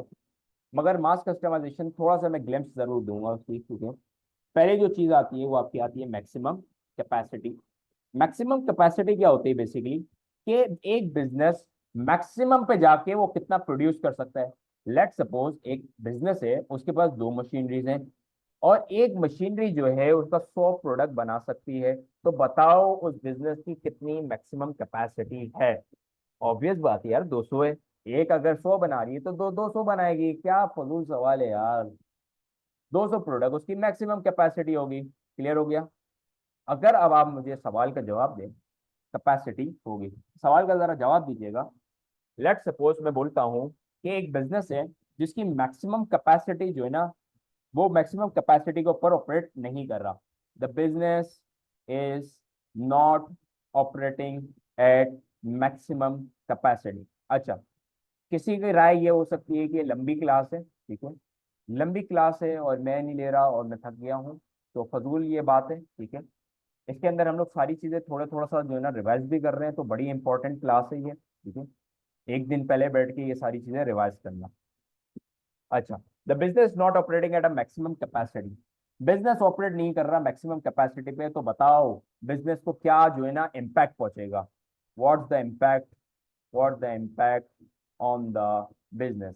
और ये बड़ी बच्चों वाली बात है कि इम्पैक्ट जो है, इम्पैक्ट जो है वो पॉजिटिव भी होता है और नेगेटिव भी होता है। ये तो बड़ी बच्चों वाली बात है यार, ये नहीं कहना कि मुझे नहीं पता ये, ठीक है। इम्पैक्ट दो तरह के होते हैं। तो अगर आपके पास मैक्सिमम कैपेसिटी एक्सेस पे पड़ी हुई है, लेट्स सपोज आप 200 प्रोडक्ट आपकी बनाने की औकात है, आपकी मशीनरी, आपकी बिजनेस की औकात 200 प्रोडक्ट बनाने की, मगर आप बना कितने रहे हो, 50 बना रहे हो। तो एक्सेस कैपेसिटी क्या होती है, जो आपके पास बकाया जो बची हुई है, इसको हम लोग क्या कहते हैं, एक्सेस कैपेसिटी कहते हैं। इसको हम लोग क्या कहते हैं, एक्सेस कैपेसिटी कहते हैं। 150 एक्सेस कैपेसिटी आपकी चल रही है। अब आप मुझे ये बताओ, क्या ये फायदा है, नुकसान है। चलें पॉजिटिव से चल, पहले नेगेटिव से चलते हैं, ज्यादा बेहतर रहेगा, क्योंकि आप लोग के दिमाग में नेगेटिव पॉइंट ही आ रहा होगा। पहला पहला नेगेटिव पॉइंट ये है कि भाई आपको जो है फिक्स कॉस्ट बेयर करनी पड़ेगी। लेट सपोज मेरी जो, मैं जो मशीनरी जहाँ पे चलाता हूँ, जिस प्रेमिसेस के ऊपर मेरी मशीनरी पड़ी हुई है, उस प्रेमिसेस को मैंने रेंट पे लिया हुआ है। उस रेंट पे जब लिया हुआ है, तो वो मशीनरी तो वो हर जगह कैप्चर कर रही है, मगर वो तो काम की ही नहीं है भाई। आधी से ज्यादा मशीनरी तो फारिग पड़ी हुई होती है मेरी। 150 प्रोडक्ट तो बना ही नहीं, अब से 50 बना रहा हूँ, छोटी सी मशीनरी का पार्ट चल रहा है भाई वो, मगर रेंट तो पूरा दे रहा हूँ मैं। लेट सपोज मैं मशीनरी और मैं जो प्रोडक्ट बना रहा हूँ अपनी मैक्सिमम कैपेसिटी का, लेट सपोज 30% लेट सपोज बना रहा हूँ, और जो रेंट जो मैं पे ऑफ कर रहा हूँ वो 100% भी पे ऑफ कर रहा हूँ। ये तो बेवकूफ़ा वाली बात है, जिसकी वजह से मेरी कॉस्ट क्या हो रही है, सिग्निफिकेंटली इंक्रीज हो रही है। अच्छा जी, पॉजिटिव पॉइंट क्या है इसका, पॉजिटिव पॉइंट ये है कि आप आउटसोर्सिंग ऑर्डर्स को कैच कर सकते हो। Outsourcing order can be catered. इसका मतलब क्या है, इसका मतलब आउटसोर्सिंग का मतलब ये होता है कि भाई आपको एक बड़ी, एक आम सी मिसाल मैंने आपको दी थी कि कैंडीलैंड वाले क्या करते हैं, बाहर से आउटसोर्सिंग ऑर्डर पकड़ते हैं। कैंडीलैंड जो है चॉकलेट भी बनाती हैं, ऑब्वियस बात है, चॉकलेट भी बनाती हैं, ठीक है। अब जो भी स्पेलिंग है, ठीक है, आगे पीछे देख लीजिएगा। चॉकलेट भी बनाती है, ठीक है। अब वो क्या करती है कैंडीलैंड, वो कैडबरी का ऑर्डर पकड़ती है। किसका पकड़ती है, कैडबरी का ऑर्डर लेती है। कैडबरी का कौन सा ऑर्डर जो है ना वो बनाती है, मोरो चॉकलेट जो है ना वो बनाती है। अगर आपने नहीं देखी हुई, मैं डिस्कस करता रहता हूँ मोरो चॉकलेट, अगर आपने नहीं देखी तो मोरो चॉकलेट आप देख लीजिएगा, ठीक है। बस ये यूट्यूबर नहीं लिया है उठा के, सब खैर के है। अच्छा, हाथ में रहेगा, देगा। चॉकलेट भाई, चॉकलेट चाहिए। हाँ ये आ गई, ये लो, ये लो भाई, ठीक है। ये मोरो चॉकलेट है, बड़ी अच्छी होती है, ठीक है। ये कौन बना रहा है पीछे बैठ के, कैंडीलैंड वाले बना रहे हैं, ठीक है। तो ये लोग क्या करते हैं, कैडबरी वाले बाहर जो है दूसरी कंपनी को ऑर्डर दे देते हैं, और जो वो कंपनी ऑर्डर लेती है वो क्या करती है, आउटसोर्सिंग ऑर्डर उसे कहते हैं। अब इसका फायदा क्या है, अब जो मेरे पास 150 प्रोडक्ट बनाने की जगह थी और वो खाली पड़ी हुई थी, एक्सेस कैपेसिटी में पड़ी थी, उसको मैं क्या कर सकूंगा, यूटिलाइज कर सकूंगा। Excess capacity, capacity can be utilize. जब मैं एक्सेस कैपेसिटी को यूटिलाइज कर सकूंगा, तो यार ये तो अच्छी बात है ना। 150 प्रोडक्ट है तो मशीन में फारिग पड़ी थी, अब वो इस्तेमाल हो रही है, जिसकी वजह से क्या आ जाएगा मेरे पास, थोड़ा सा, मेरे पास जो है ना थोड़ा सा अदर इनकम भी जनरेट होना स्टार्ट हो जाएगी। इसको मैं सेल्स रेवेन्यू क्यों नहीं कहूंगा, सेल्स रेवेन्यू तो वो चीज है जो कि आप खुद मैन्युफैक्चर करो और आप बेचो, ये आपका प्रोडक्ट थोड़ी ना है, आप तो अदर इनकम कमा रहे हो, ठीक हो गया। अच्छा जी, इसके अलावा आपके पास एक और आता है एक्सेस कैपेसिटी, तो हम लोग ने बात कर ली, ठीक है। इसके बाद आपके पास आता है कैपेसिटी शॉर्टेज का वर्ड। कैपेसिटी शॉर्टेज कुछ नहीं होता है। लेट सपोज आप जो है ना 200 प्रोडक्ट बनाने की आपकी औकात है, औकात मैं इसके लिए कर रहा हूँ क्योंकि आपको पता थोड़ा सा जो है ना आप रिलेट कर सको, आसानी से समझ सको, ठीक है। कैपेसिटी है या औकात एक बिजनेस की 200 प्रोडक्ट बनाने की, मगर डिमांड कितने की आ गई है उसके पास, डिमांड कितने की आ गई, उसको 300 प्रोडक्ट बनाने की आ गई है। तो कैपेसिटी शॉर्टेज कितना चल रहा है, 100 प्रोडक्ट से वो चल रहा है। क्या ये एक नुकसान चीज है? फायदामंद भी है, नुकसान चीज भी है। ठीक है, नेगेटिव पे बात कर लेते हैं पहले हम लोग। नेगेटिव कैसे है ये बात? कि कैपेसिटी शॉर्टेज, क्योंकि आपका कस्टमर आप कैटर नहीं कर सकोगे। कस्टमर केटर नहीं कर सकोगे। जब कस्टमर केटर नहीं करोगे तो कस्टमर क्या हो जाएगा? डिससेटिस्फाई हो जाएगा। जब कभी कस्टमर डिससेटिस्फाई होता है तो वो क्या करता है? कंपैरेटर की तरफ स्विच कर जाता है। और जब कंपैरेटर की तरफ वो स्विच कर जाता है, जब कंपैरेटर की तरफ स्विच कर जाता है तो आप अपना सेल्स रेवेन्यू क्या कर देते हो? लॉस कर देते हो। ठीक हो गया, उसके हाथों में गवा देते हो आप। ठीक है। अच्छा जी, अब आ जाते हैं कैपेसिटी शॉर्टेज के ऊपर, उसका कुछ पॉजिटिव पॉइंट बात कर लेते हैं। इससे जो है हमारे जो एम्प्लॉयज हैं वो मोटिवेटेड रहते हैं। बड़ी फालतू बात लगेगी, मगर अब जब मैं सेंस बनवाऊंगा तो एम्प्लॉय हमारे मोटिवेटेड रहेंगे और समझ आएगी। एम्प्लॉय कैसे मोटिवेटेड रहेंगे, मैं आपको एक बिजनेस की मिसाल देता हूँ। लेट सपोज एक बिजनेस है, एक बिजनेस ए, एक बिजनेस बी है। बिजनेस ए क्या है? लेट सपोज वो जो है ना एक होटल है। ठीक है। होटल के अंदर क्या होता है? लोग खाना पीना करना आते हैं। एक होटल के अंदर क्या होता है? फ्रिक्वेंटली क्या होते हैं? एक कस्टमर आता है, 10 वेटर हैं, एक कस्टमर आता है, फिर जाता है। ठीक है। फिर जो है ना कुछ 5-6 घंटे बाद फिर एक कस्टमर आता है। ठीक है, फिर जाते हैं। और ऐसे जो है ना एक कस्टमर की 2 कस्टमर 3 कस्टमर मैक्सिमम उसके पास आते हैं। और एक ऐसा रेस्टोरेंट है, साला बिजी रहता है 24 घंटे। ठीक है, 24 घंटे साला बिजी रहता है। एम्प्लॉय जो है ना मार धाड़ कर रहे हैं, ओ प्लेट दी ये वे। अब इससे क्या होता है? इससे उनके अंदर जॉब सिक्योरिटी का मेजर आ जाता है। क्योंकि वहां पे जो 10 एम्प्लॉय है उनके अंदर मसला ये होगा कि यार ये सेठ शायद हमारे को निकाल ना दे, क्योंकि भाई काम तो है नहीं। जब काम नहीं होगा तो भाई वो रिडंडेंसी होगी। रिडंडेंसी क्या होती है आपको तो पता ही होगा भाई। रिडंडेंसी क्या होती है? कॉस्ट कटिंग स्ट्रेटेजी होती है भाई। कॉस्ट कटिंग की स्ट्रेटेजी होती है। वो बोलेगा यार आपका काम तो सेटिस्फाई है, सेटिस्फाई करता है हमारे को आपका काम, मगर यार क्या करें, कोई कस्टमर ही नहीं है, अब आप क्या कर सकते हैं? रिडंडेंसी करेगा। ठीक है। मगर क्या होगा, जो बिजनेस हमारा पूरा जो है ना भरा पड़ा हुआ होगा और लाइन पे जो है ना कस्टमर खड़े हो गए हैं, कतार लगा के खड़े हुए हैं, अब इससे क्या हुआ? हमारे एम्प्लॉय मोटिवेटेड, जॉब सिक्योरिटी। किसने ये सजेस्ट किया था? किसने ये सजेस्ट किया था भाई? किसने सजेस्ट किया था? अब्राहम मैस्लो ने। वापसी मोटिवेशन थ्योरी साहब ने लगा दिया। ठीक है। इसके बाद आपके पास आ जाता है मेरे भाई कैपेसिटी यूटिलाइजेशन। अब ये सारी चीजें हमारे पास हो गई हैं। ठीक है।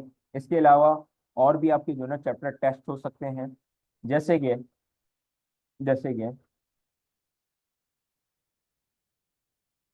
इन्वेंट्री, इन्वेंट्री मैनेजमेंट से रिलेटेड जो है ना आपके पास आ सकते हैं। ठीक है। क्या आ सकता है?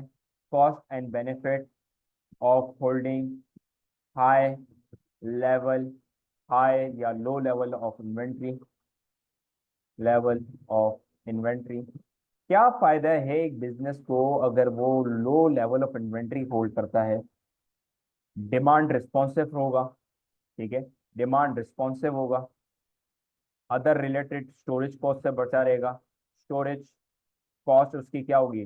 लो होगी, या तो होगी ही नहीं या तो लो होगी। ये किसकी बात कर रहा हूं मैं? जिसके पास लो लेवल ऑफ इन्वेंट्री होगा। ठीक है। लो लेवल ऑफ इन्वेंट्री होगा, लो लेवल ऑफ इन्वेंट्री होगा। डिमांड रिस्पॉन्सिव, जैसे डिमांड चेंज वो उस तरह के इन्वेंट्री मंगवाएगा, उस तरह की मैन्युफैक्चरिंग करेगा, डिमांड को फुलफिल कर देगा। यही तो करना होता है बिजनेस को। डिमांड रिस्पॉन्सिव होगा। डिमांड रिस्पॉन्सिव कब होते हैं? जब आपकी मार्केट डायनेमिक होती है। ठीक है। अच्छा जी, स्टोरेज कॉस्ट लो होगी आपकी, जिसकी वजह से आपकी फिक्स कॉस्ट भी लो हो जाएगी। कुछ कॉस्ट के नाम आपको आने चाहिए। ठीक है। जैसे कि आपका जो है ना यार सिक्योरिटी कॉस्ट होती है, क्योंकि आपके स्टोरेज पे सिक्योरिटी कॉस्ट भी लगती है और मल्टीपल कॉस्ट आपके पास आ रही होती है। अब कुछ नुकसान भी होते हैं लो लेवल ऑफ इन्वेंट्री के, क्योंकि आप कस्टमर की नीड्स को, क्योंकि आपने अभी ऊपर पढ़ गया वही पॉइंट जो है ना रिपीटेड में आ रहे हैं, बस जो है ना टॉपिक्स चेंज है, रिपीटेड पॉइंट है। कस्टमर की क्या नहीं होगी? कस्टमर जो है ना, अच्छा हम किस पे बात कर रहे थे? हाँ, कस्टमर नीड्स जो है ना फुलफिल नहीं होगा। कस्टमर नीड्स जब फुलफिल नहीं होगा तो कस्टमर जो है ना डिससेटिस्फाई हो जाएगा, स्विच कर जाएगा, कंपैरेटर की तरफ लूज हो जाएगी हमारी सेल्स रेवेन्यू। अच्छा जी, कस्टमर नीड्स फुलफिल नहीं होगा। अच्छा जी, इसके अलावा हमारे पास जो है ना हाई लेवल ऑफ इन्वेंट्री की बातें कर लेते हैं। ठीक है। हाई लेवल ऑफ इन्वेंट्री अगर मैं कैरी करता हूँ तो उसके क्या बेनिफिट होते हैं? ठीक है, हाई लेवल ऑफ इन्वेंट्री की अब बात कर रहा हूँ मैं। कहाँ चला गया? एक second. High level of inventory अगर मैं होल्ड करता हूँ तो क्या फायदे हैं, क्या नुकसान आते हैं? ठीक है। पॉज करिएगा, पहले खुद सोचिएगा और फिर जो है ना साथ में चलिएगा। हाई लेवल ऑफ इन्वेंट्री अगर एक बिजनेस होल्ड करता है तो वो क्या कर सकता है, वो जो है ना customer increasing demand would be catered। जब कस्टमर की डिमांड वो केटर करेगा और आप जो है ना कनेक्ट कर सकते हैं। मगर नेगेटिव नेगेटिव पॉइंट ये होता है कि इसकी स्टोरेज कॉस्ट बहुत ही ज़्यादा होती है, ठीक है। ये इनएफिशिएंट होता है। इसके अंदर जो इन्वेंट्री की मूवमेंट होती है बहुत ज़्यादा होती है, इन्वेंट्री मूवमेंट बहुत ज़्यादा होती है। सप्लाई मैनेजमेंट इसके अंदर लगती है, सप्लाई मैनेजमेंट कॉस्ट इसके अंदर सिग्निफिकेंट इंकर होती है। तो ये सारी चीज़ें आप बातें कर सकते हो, ठीक है। अच्छा जी, इसके अलावा आपके पास जो है ना JIT आ सकता है, just in time inventory management. JIT अगर हम बात करें, just in time inventory management, मुझे ये लग रहा है कि इस दफा जस्ट इन टाइम आएगा। Just in time inventory management क्या होता है, जब कभी आपका या तो कस्टमर ऑर्डर कर दे या तो प्रोडक्शन में रिक्वायरमेंट हो, या तो जब कभी आपका कस्टमर ऑर्डर कर दे या तो कस्टमर ऑर्डर कर दे या तो आपके प्रोडक्शन में रिक्वायरमेंट हो, तो जब ही आप क्या करते हो, ऑर्डर करते हो किसको, अपने रॉ मटेरियल्स को। Only then the raw material from the suppliers are order, ठीक है, जब ही आप ऑर्डर करते हो, ठीक है। तो जस्ट इन टाइम के मल्टीपल जो है ना बेनिफिट्स होते हैं, ठीक है। और जो है ना याद रखिएगा GIT के कुछ प्री रिक्विजिट्स भी होते हैं। प्री रिक्विजिट्स मतलब कि भाई उसको इम्प्लीमेंट करने से पहले आपको ये जो है ना इंश्योर करना पड़ेगा कि ये चीज़ें आपने फुलफिल करी हो। जैसे कि रिलेशन विद द कस्टमर आपका अच्छा होना चाहिए, रिलेशन विद सप्लायर आपका अच्छा होना चाहिए, रिलेशन विद एम्प्लॉयज आपका अच्छा होना चाहिए। एम्प्लॉय के साथ क्यों रिलेशन आपका अच्छा होना चाहिए कि भाई जब कभी में कम ऑर्डर आ रहे हैं, ठीक है, कम जो है ना उनको प्रोडक्ट बनाने पड़ रहे हैं, तो वो जो है ना फ्लेक्सिबल हो। या तो डिमांड चेंज हो गई है, पहले मैं जो है ना कुछ और प्रोडक्ट बनाता था, अब कुछ और प्रोडक्ट बना रहा हूँ क्योंकि इन्वेंट्री नहीं है ना। जैसे डिमांड चेंज होगी, मैं जो है प्रोडक्शन भी अपनी चेंज कर दूंगा, इन्वेंट्री भी चेंज मंगवाऊंगा। तो एम्प्लॉय मेरे फ्लेक्सिबल होने चाहिए, ठीक है, फ्लेक्सिबल होने चाहिए। इसके अलावा मेरे सप्लायर भी फ्लेक्सिबल होने चाहिए। जब कभी मैं ऑर्डर दूं वैसे ही जो है ना मेरा माल आ जाना चाहिए, ठीक है। एक दिन 2 दिन, जल्दी जल्दी क्विक सप्लायर माल आ जाना चाहिए, ठीक है। अच्छा जी, JIT के अंदर बहुत ज्यादा चीजें हैं, एक दफा रिवाइज कर लीजिएगा। अगर मैं रिवाइज करवाने बैठा तो अच्छा खासा जो है ना लेंदी टाइम लगेगा, ठीक है। अच्छा जी, इसके अलावा जो है ना एक और चीज आती है, इम्पोर्टेंस ऑफ सप्लाई मैनेजमेंट, ठीक है। Importance of supply supply chain management, ये भी बड़ी इंपॉर्टेंट होती है। सप्लाई चेन मैनेजमेंट क्या होता है मैं आपको बता देता हूँ। सप्लाई चेन मैनेजमेंट के अंदर प्रोसेस स्टार्ट होता है purchasing from purchasing raw material from the supplier. फिर क्या होता है, जब आप परचेज करते हो रॉ मटेरियल तो आपको कौन सी कॉस्ट लगती है, कैरियज इनवर्ट की कौन सी कॉस्ट होती है, सुजुकी का खर्चा होता है। सुजुकी का खर्चा करवा के आप कहाँ पे माल अनलोड करवाते हो, अपने वेयर हाउस के ऊपर अनलोड करवाते हो, ठीक है। वेयर हाउस के बाद आपके पास कहाँ पे माल जाता है, वेयर हाउस के बाद कहाँ माल जाता है, आपकी फैक्ट्री में। जब कभी रिक्वायर वेयर हाउस के बाद फैक्ट्री में जब माल जाता है, when required for the production. अब क्या होता है, फैक्ट्री वाले क्या करते हैं, आपका एंड प्रोडक्ट प्रोड्यूस करते हैं, ठीक है। And product will be produced for the and consumer, ठीक है। एंड कंज्यूमर अब बिजनेस के ऊपर डिपेंड करता है, अब वो कंज्यूमर बोले हम या कस्टमर बोले, ठीक है। एंड कंज्यूमर, और फिर क्या होता है, ये प्रोडक्ट जो है डिलीवर किए जाते हैं। End product will be delivered to the factory outlets, या आउटलेट्स हम लोग कह सकते हैं। ये सारा का सारा सप्लाई चेन मैनेजमेंट में होता है। अच्छा, इसके अलावा आपके पास जो है ना फाइनेंस के हवाले से भी आ सकता है। बस कुछ लास्ट चीजें हैं, उसको थोड़ा डिस्कस करेंगे और फिर एंड पे आएंगे हम लोग, ठीक है। फाइनेंस के हवाले से भी जो है ना चीज आ सकती है हमारे पास। फाइनेंस से क्या चीज आ सकती है वो हम लोग थोड़ा डिस्कस कर लेते हैं, ठीक है।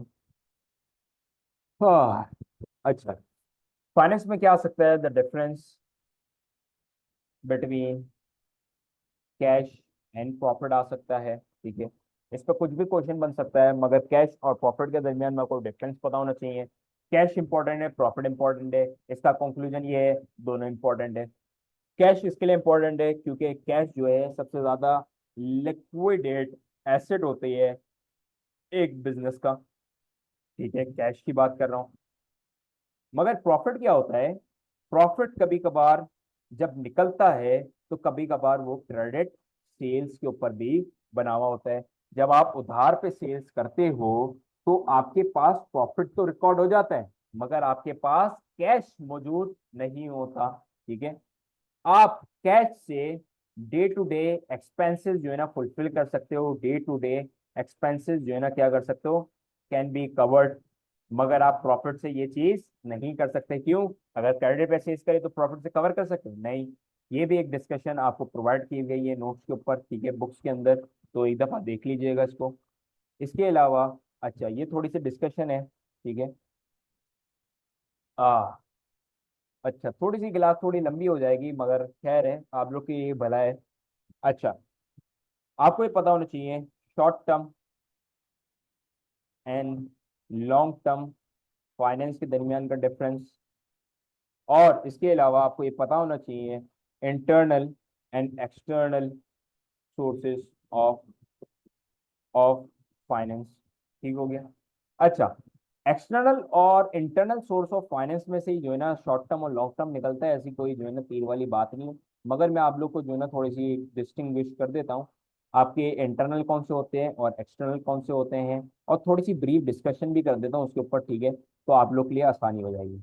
अच्छा, पहला जो आपके पास इंटरनल सोर्स ऑफ फाइनेंस होता है, ये मैं इंटरनल की बात कर रहा हूँ, ठीक है, इंटरनल सोर्स ऑफ फाइनेंस की बात कर रहा हूँ। इंटरनल सोर्स ऑफ फाइनेंस की बात कर रहा हूँ तो सबसे पहले आपके पास रिटेन अर्निंग आ जाता है। रिटेन अर्निंग का ऊपर दूसरा नाम हम लोग ने बात करी है फ्लफ बैक प्रॉफिट की। Sales of excessive non current asset, जो आपके पास एक्स्ट्रा नॉन करंट एसेट होते हैं उसको आप क्या कर देते हो, सेल आउट कर देते हो। इसके अलावा आपके पास एक और चीज होती है रनिंग डाउन इन्वेंट्रीज, मतलब आपने जो है ना सेल लगा दी और इन्वेंट्री जो है ना बेची आपने, तो उसके ऊपर भी डिस्कस करते हैं हम लोग इन्वेंट्रीज। और आपके पास फिर आ जाती है ओनर्स सेविंग आ जाती है आपके पास, ठीक है। अच्छा जी, इसके बाद आपके पास जो है ना कुछ एक्सटर्नल सोर्सेज ऑफ फाइनेंस आ जाते हैं, ठीक है। एक्सटर्नल सोर्सेज ऑफ आपके पास कुछ फाइनेंस आ जाते हैं। उसके अंदर सबसे पहला होता है इशू ऑफ शेयर्स आ जाते हैं, ठीक है।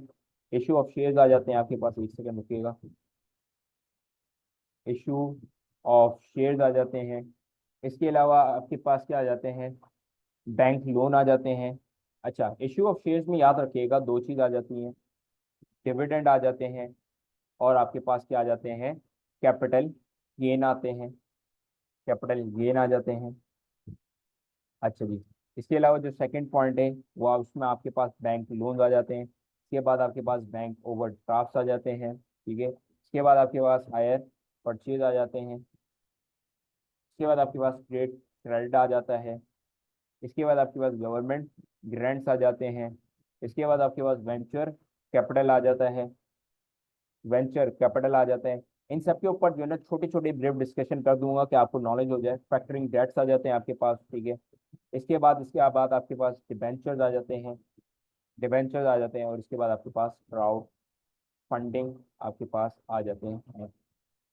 अच्छा, सबके ऊपर जो है ना डिस्कशन करेंगे एक एक करके, साथ में रहेगा, सो नहीं जाएगा। पहली जो चीज आपके पास आती है वो है रिटेन अर्निंग। रिटेन अर्निंग यार क्या ही बच्चों वाली बात है, रिटेन अर्निंग क्या होती है? रिटेन अर्निंग जो मेरा प्रॉफिट होता है उसके दो हिस्से होते हैं। एक मैं वो हिस्सा करता हूँ जो कि मैं अपने बिजनेस के लिए संभाल के रखता हूँ, और वो री इन्वेस्टमेंट पर्पज के लिए होते हैं। मगर जो दूसरा पॉइंट होता है कि मैं शेयर होल्डर्स को पैसे दूं, वो डिपेंड करता है कि आपकी फैक्ट्री कौन सी, प्राइवेट पब्लिक लिमिटेड कंपनी वो वाली है। इतना ज्यादा इसमें आएगा नहीं आपका पेपर 12 के अंदर इतना ज्यादा, मगर आपको ये पता होना चाहिए कि रिटेन अर्निंग के ऊपर बात कैसे की जाए। ये आपका प्लफ बैक प्रॉफिट होता है या तो ये आपका रिटेन अर्निंग होता है। पहले आपको सोर्स ऑफ फाइनेंस समझाना होता है और उससे रिलेटेड डिस्कशन करनी होती है। इसके बाद आपके पास sales of excessive non current asset आ जाते हैं। इसका मतलब क्या होता है, जब आपके पास बहुत सारे जो है ना नॉन करंट, जैसे अभी आपने ऊपर पढ़ा, अभी आपको मैं जो है लिंक करके बताता हूँ कैसे जो है ना आप लिंक कर सकते हो पेपर के अंदर भी। अ, अभी हम लोग ने कैपेसिटी यूटिलाइजेशन के अंदर एक चीज पढ़ी है, अगर आपको याद हो तो। बड़े आप चीते हैं माशाल्लाह से, मगर अगर आपको एक चीज याद हो तो उसकी बात कर लें हम लोग। हम लोग ने भी बात करी एक्सेस कैपेसिटी की। एक्सेस कैपेसिटी कहाँ बात करी है हम लोग ने? एक्सेस कैपेसिटी खैर ये रही एक्सेस कैपेसिटी हमारे पास, देखिएगा एक्सेस कैपेसिटी कितने की थी, 150 की एक्सेस कैपेसिटी थी। अब मैंने ये बोला कि भाई जो आधी मशीनरी है वही इस्तेमाल होती है, बाकी तो इस्तेमाल ही नहीं होती। और आप क्या कर सकते हो, इस मशीनरी को बेच के पैसा रेस कर सकते हो। और ये पैसा क्या कहाँ पे लगा सकते हो, आप मशीनरी खरीदने पे लगा सकते हो, मल्टीपल इन्वेस्टमेंट पे लगा सकते हो। पेपर के अंदर आपको बताया हुआ होगा कि भाई आप बताओ एक बिजनेस को मशीनरी परचेज करनी है, उसको कौन सा सोर्स ऑफ फाइनेंस करना चाहिए। तो आप sales of non current asset भी लिख सकते हो, उसके अंदर आप ये लिंक भी कर सकते हो, अगर वो कोई एसेट जो कि हमारे पास एक्सेस कैपेसिटी जो है ना पड़ी है, लेट्स सपोज हम लोग जो है ना 200 की हमारी जो है ना कैपेसिटी मैक्सिमम, मगर हमारी एक्सेस कैपेसिटी 150 है, मतलब 150 प्रोडक्ट बनाते ही नहीं है, तो वो जो प्रोडक्शन की जो हमारी आधी से ज्यादा मशीन है वो क्या कर सकते हैं, बेच के हम लोग पैसा रेज कर सकते हैं। रनिंग डाउन इन्वेंट्री में ये होता है कि भाई हम लोग ने सेल लगा दी, जैसे जब कभी सर्दियां खत्म होती हैं तो क्या लग जाते हैं, विंटर सेल लग जाते हैं, 50% ऑफ लग जाता है, 40% ऑफ लग जाता है, अप टू 40% ऑफ लग जाता है, अप टू 50% ऑफ लग जाता है। ये क्या कर रहे होते हैं, अपनी रनिंग डाउन इन्वेंट्रीज कर रहे होते हैं।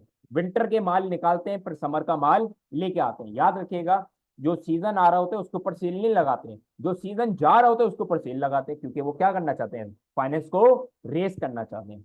इसके अलावा अगर आप सोल ट्रेडर हो, पार्टनरशिप हो, तो आप जो है ओनर जो है अपने घर से भी पैसा उठा के लेके आ सकता है, जिसे हम कहते हैं ओनर सेविंग।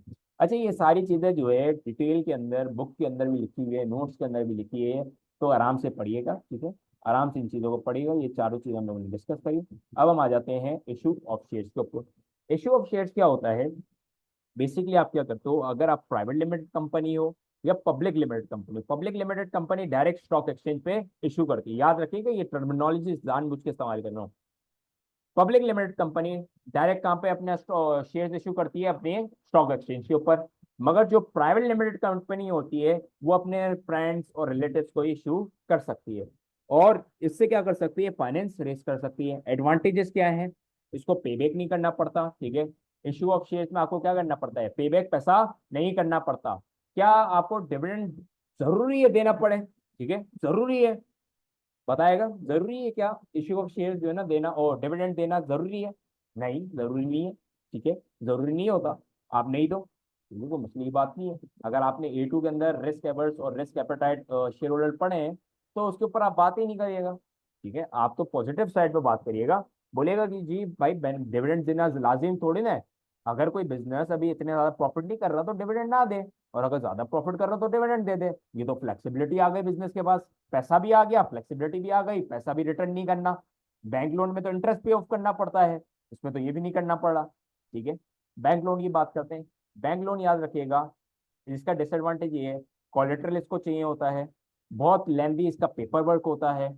मगर बैंक लोन इजीली एक्सेसिबल होता है, आसानी से आप जितनी अमाउंट रेज करना चाहें, अगर आपने कोलेटरल प्रोवाइड कर दिया, आप जितनी फाइनेंस जो है ना रेस करना चाहें रेस कर सकते हैं। अगर मेरे को 10 मिलियन रेस करने हैं तो आप दे दो भाई, 12-15 मिलियन डॉलर का आप दे दो एसेट, अभी दे देंगे वो आपको, क्योंकि उनके पास कोलेटरल आ गया ना, इजी एक्सेस हो जाता है। पैसा जब इजीली आ जाता है तो आपका फिर प्रोडक्शन जल्दी हो सकता है, आप जल्दी से मशीनरी खरीद सकते हो, जल्दी से वो प्रोडक्शन पे लगा सकते हो, मैन्युफैक्चर कर सकते हो, प्रोडक्ट को मार्केट में लॉन्च कर सकते हो, कस्टमर की डिमांड को फुलफिल कर सकते हो। जब कस्टमर डिमांड फुलफिल होता है, चेन लेके चले जाना आगे।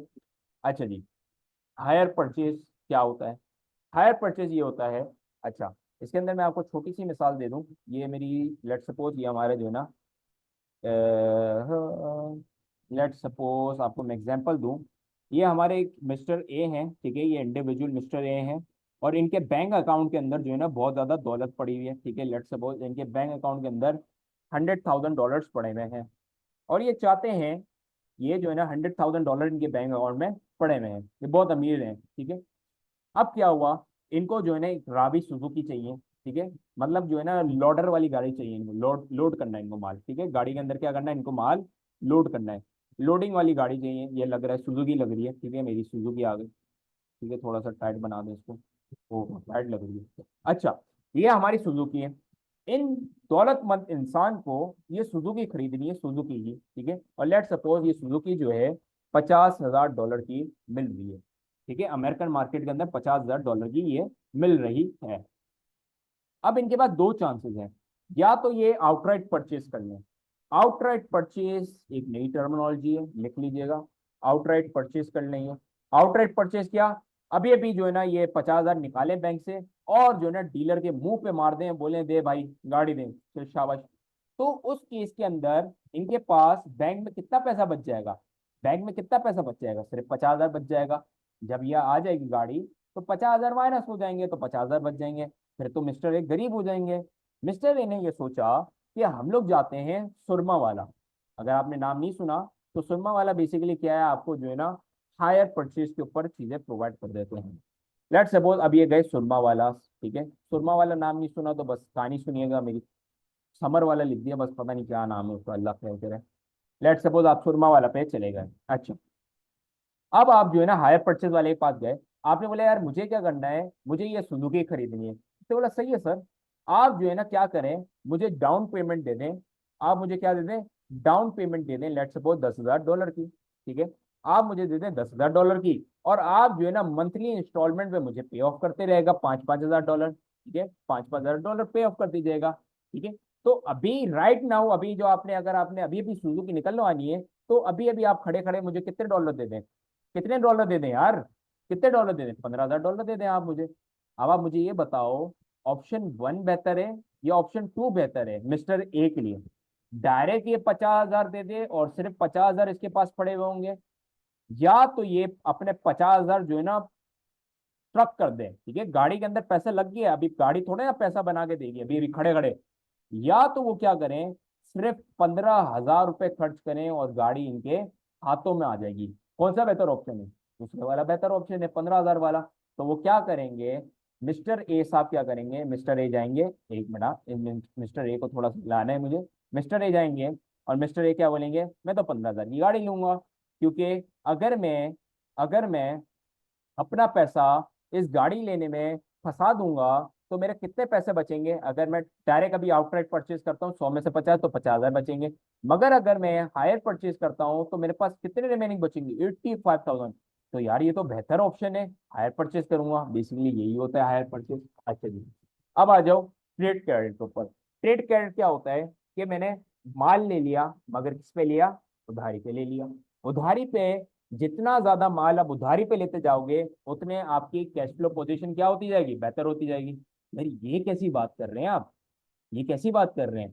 कैश फ्लो कैसे बेहतर होगा? उधारी पे माल ले रहे हैं, कैश फ्लो बेहतर होगा, आगे तो पे ऑफ करना है आपको, तो कैश फ्लो कैसे बेटर होगा यार भाई? अभी करंट सिचुएशन के अंदर मुझे कैश फ्लो की जरूरत है, पैसों की जरूरत है। मैं नहीं चाहता था मैं $2,000 जो है ना परचेज करने पे जो है ना पैसा लगा दूं। मैं चाहता था यार वो इन्वेंट्री भी परचेज कर लूं, $2,000 भी मेरी जेब में अभी रहे। तो वो कैसे हो सकता है? ट्रेड क्रेडिट पे हो सकता है। मगर याद रखिएगा, ट्रेड क्रेडिट ऐसे ही किसी को मुंह उठा के नहीं दे दिया जाता। आप एटलीस्ट उसके लॉयल कस्टमर होने चाहिए हो, जब भी जाके वो आपको क्या देता है? ट्रेड क्रेडिट देता है। तो कुछ बेनिफिट है, कुछ नुकसान है। गवर्नमेंट ग्रांट्स अनदर, अगर आप एक इको के स्टूडेंट हो तो मुझे जो है ना इधर इतनी ज्यादा डिस्कशन करने की जरूरत नहीं है, आगे बढ़ते हैं। Venture capital. वेंचर कैपिटल क्या होता है? शार्क टैंक की मिसाल ले लो यार। शार्क टैंक की मिसाल ले लो, सबसे आसान है यार, शार्क टैंक की मिसाल ले लो। शार्क टैंक क्या है? तीन चार वेंचर कैपिटल सामने बैठे हुए होंगे, आप जाओगे अपना आइडिया पेश करोगे, आइडिया अगर अच्छा लगेगा तो वेंचर कैपिटल क्या करेगा, बोलेगा भाई आप मुझे जो है ना इन रिटर्न क्या दे दो, अपने बिजनेस की इक्विटी दे दो। लेट सपोज मैंने बोला जी मेरा बिजनेस है, मैं जो है ना लेट सपोज 1 पोटैटो 2 पोटैटो चलाता हूँ, ठीक है, मैं बहुत अच्छी ब्रांच जो है ना मैंने खोली हुई है। आप मुझे लिहाजा क्या दे दो, $2,000 मुझे दे दीजिए। सामने वाले वेंचर कैपिटलिस्ट से बोला चलो मैं आपको 2,000 दे देता हूँ, मगर आप अपने बिजनेस का कितना इक्विटी मुझे प्रोवाइड करोगे? इक्विटी क्या होता है? शेयर होल्डिंग होती है। वो बंदा जो है, जो पैसा आपको प्रोवाइड करेगा, उसके रिटर्न उसको क्या मिलेगा? आपकी कंपनी का शेयर होल्डिंग, मतलब वो ओनर बन जाएगा। आपने बोला भाई मैं 2% आपको प्रोवाइड करूंगा, अगर डील बन गई तो हम लोग क्या करेंगे, वो बंदा ओनर भी बन जाएगा, हमारे पास बिजनेस में पैसे भी आ जाएंगे। अच्छा, इसके बाद हम लोग आ जाते हैं डिबेंचर्स के ऊपर। डिबेंचर्स क्या होते हैं? ये एक बैंक, अच्छा अच्छा अच्छा अच्छा, बैंक ओवरड्राफ्ट मेरा रह गया, ठीक है, बैंक ओवरड्राफ्ट देगी, अच्छी बात है, डिबेंचर से मुझे याद आ गया। बैंक ओवरड्राफ्ट क्या होता है? बेसिकली मेरी जो औकात थी, ठीक है, मिस्टर ए की लेट सपोज औकात थी, मिस्टर ए की है, बैंक बैलेंस था, ठीक है, रेड से लिखते हैं, वैसे ही बेचारा गरीब है मिस्टर ए हमारा, ठीक है, मिस्टर ए गरीब है बेचारा। मिस्टर ए जो है ना उसका बैंक बैलेंस चल रहा था क्या? बैंक बैलेंस लेट सपोज चल रहा था 10,000, ठीक है। मगर उसको क्या करने थे, विड्रॉ करना था पैसा, उसको विड्रॉ कितना पैसा करना था, 15,000। तो बैंक क्या बोलेगी, वो बोलेगी जाओ कर लो, चलो जाओ, जाओ कर लो, ठीक है, जाओ कर लो। तो अभी मिस्टर ए नेगेटिव अमाउंट के अंदर आ गए, नेगेटिव बैंक बैलेंस के अंदर आ गए। कितने से नेगेटिव चल रहे, 5,000 से चल रहे हैं वो नेगेटिव। ये हम लोग कहलाते हैं, इसको हम लोग क्या कहते हैं, अपना बैंक ओवरड्राफ्ट। कि आपको ओवरड्राफ्ट की फैसिलिटी मिलती है, इससे क्या होता है, आप जल्दी से फाइनेंस अरेंज कर सकते हो, रेज कर सकते हो, ठीक है, हो गया। अच्छा, डिबेंचर क्या होता है, एक लॉन्ग टर्म सर्टिफिकेट होती है। आप क्या करते हो, आप अपनी एक सर्टिफिकेट होती है, मैं आपको बना के दिखाता हूँ कैसी ये सर्टिफिकेट होती है, स्क्वायर शेप आ जाए। ये एक सर्टिफिकेट होती है, इसके अंदर ये सारी जो है ना एग्रीमेंट्स लिखी होती है कि आपको कितने जो है ना फाइनेंस की जरूरत है। लेट सपोज मेरे को $1 मिलियन की जरूरत है। लेट सपोज आपको जो है हर ईयरली या एनुअल बेसिस के ऊपर मैं कितना जो है ना आपको इंटरेस्ट रेट प्रोवाइड करूंगा। लेट सपोज 10% या 20% का जो है ना मैं इंटरेस्ट रेट आपको प्रोवाइड करूंगा, या जो है ना XYZ जो है ना एक पूरा जो है ना हम लोग बनाते हैं। और ये क्या करते हैं, ये सर्टिफिकेट जो है ना बेची जाती है, ये सर्टिफिकेट क्या की जाती है, बेची जाती है। मैं जाऊंगा मिस्टर ए के पास में, मिस्टर ए को बोलूंगा भाई आपके पास पैसा है $1 मिलियन, आप इस बिजनेस को दे दो, और हर सालाना आपको जो है ना 10 से 20% इंटरेस्ट आता रहेगा। मिस्टर ए के पास तो है ही शौक है, वो गरीब बंदा है बेचारा, दूसरे के पास जाएंगे। जो ये बंदा सर्टिफिकेट लेगा, वो हमारे को क्या करेगा, वो सर्टिफिकेट एक हाथ से लेगा और एक हाथ से हमारे को $1 मिलियन दे देगा। मगर याद रखिएगा, हमारे को एनुअल बेसिस के ऊपर इसको क्या देना पड़ेगा, इंटरेस्ट पे ऑफ करना पड़ेगा, जैसे आप बैंक लोन के ऊपर देते हो। क्राउड फंडिंग बड़ा ही छोटा कॉन्सेप्ट होता है। क्राउड फंडिंग क्या है, मुझे जो है ना $10,000 जो है ना अरेंज करने हैं। लेट सपोज मेरी जो है ना बाईसाइकिलिंग कंपनी है, ठीक है। मैं क्या करता हूँ, लेट सपोज मेरी बाईसाइकिलिंग कंपनी है, और मैं क्या करता हूँ, मैं जो है ना साइकिल के स्पेयर पार्ट्स लेके आता हूँ बाहर से, ठीक है। मेरे को $10,000 की जरूरत है। अब एक वेबसाइट होती है क्राउड फंडिंग, मैं जाके जो है ना वहाँ पे प्रपोजल अपना डाल दूंगा और बोल दूंगा $10,000 की जरूरत है। अब क्या होगा, एक आएगा, लेट सपोज मिस्टर जिम आ गए, मिस्टर जिम ने बोला यार मेरे से जो है ना तुम $500 ले लो, ठीक है, $500 ले लो, ठीक है। मिस्टर लिम आ गया है, मिस्टर लिम ने बोला यार तुम मुझसे क्या कर लो, $450 ले लो। दूसरा बंदा आ गया, मिस्टर शकील आ गए, ठीक है। मिस्टर शकील ने बोला ये गरीब लोग, हम पाकिस्तानी लोग, हम अमीर लोग, आप जो है ना मुझसे क्या ले लो, $5,000 ले लो, ठीक है। तो ऐसे क्या होगा, ये एक पूरी की पूरी अकोमुलेटेड अमाउंट होगी, जो कि मल्टीपल लोग जो है ना मिला के आपको प्रोवाइड करेंगे। इसको हम लोग क्या कहते हैं, क्राउड फंडिंग कहते हैं। ये तो हम लोग ने बात कर ली internal source of finance, external source of finance. मगर ऊपर हमने एक बात एक और करी है, short term and long term finance. अब बात कर लेते हैं short term long term finance. कुछ नहीं है, देखिएगा जरा, आपकी लॉन्ग टर्म फाइनेंस के अंदर क्या, 1 साल से ज्यादा जो चले, डिबेंचर्स, आपके बैंक लोन्स, आपके इश्यू ऑफ शेयर्स, ठीक है, issue of shares, bank overdraft small period of time के लिए होती है, hire purchase small period of time, trade credit small, government grade small, venture capital small, factoring debt small, owner saving small. बस ये तीन जो है आपकी क्या होती है, लॉन्ग टर्म फाइनेंसिस होती है। अच्छा जी, इसको भी डिटेल के अंदर हम लोग ने डिस्कशन करी है। अच्छा जी, कुछ लास्ट चीजें हैं, उसकी जो है ना मैं आपको थोड़ा सा जो है ना बता दूं, क्वेश्चन सिर्फ बता दूं जो कि बन सकते हैं। मेरे को पता है ये अच्छी खासी बड़ी क्लास है, मगर याद रखिएगा फ्रूटफुल है। वर्किंग कैपिटल के ऊपर भी आपका क्वेश्चन बन सकता है। इसके अलावा आपका जो क्वेश्चन है, how the business is likely to use the cost data, ये भी बन सकता है कि एक बिजनेस कैसे कॉस्ट डेटा का इस्तेमाल कर सकता है। मेरे ख्याल में आप सारे बच्चों के साथ ये वाला क्वेश्चन मैंने अटेम्प्ट कर लिया है, ठीक है। कॉस्ट डेटा के ऊपर भी सवाल बन सकता है। इसके अलावा how can a business can improve customer relation, ये कुछ चीज़ें थी जो कि एक्सपेक्टेड थी, और कुछ चीज़ें थी जो मैंने डिटेल डिस्कशन करी है। लास्ट में कुछ डिस्कशन ये है कि भाई आप लोग जो हैं, कल आपका पेपर स्टार्ट हो जाएगा 2 बजे, ठीक है। 2 PM पे आपका पेपर फुल फिक्स स्टार्ट हो जाना है। 2 PM से आप बिल्कुल नहीं पहुंचेंगे, आप एटलीस्ट आधे घंटे पहले वेन्यू के अंदर मौजूद होना चाहिए, आधे घंटे पहले, ठीक है। और ये याद रखिएगा, रात भर पढ़ने से कोई आप जो है ना कुछ एक्स्ट्रा नहीं कर सकोगे। ठीक है।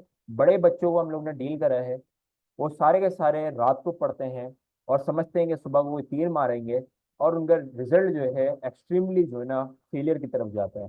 क्यों जाता है? बच्चे तो अच्छे होते हैं, मगर स्ट्रेटेजी उनकी गलत होती है। स्ट्रेटेजी होती है कि रात को पढ़ेंगे, सुबह जो है ना मस्त पेपर करेंगे, मगर मस्त मस्त पेपर करते करते उनको झोंके आते हैं, और झोंके आते आते वो सो जाते हैं। फिर इन्वेजिलेटर आते हैं, कैंडिडेट्स को लात मार के एग्जामिनेशन हॉल से बाहर निकाल देते हैं। बस इतनी सी छोटी सी कहानी होती है उनकी।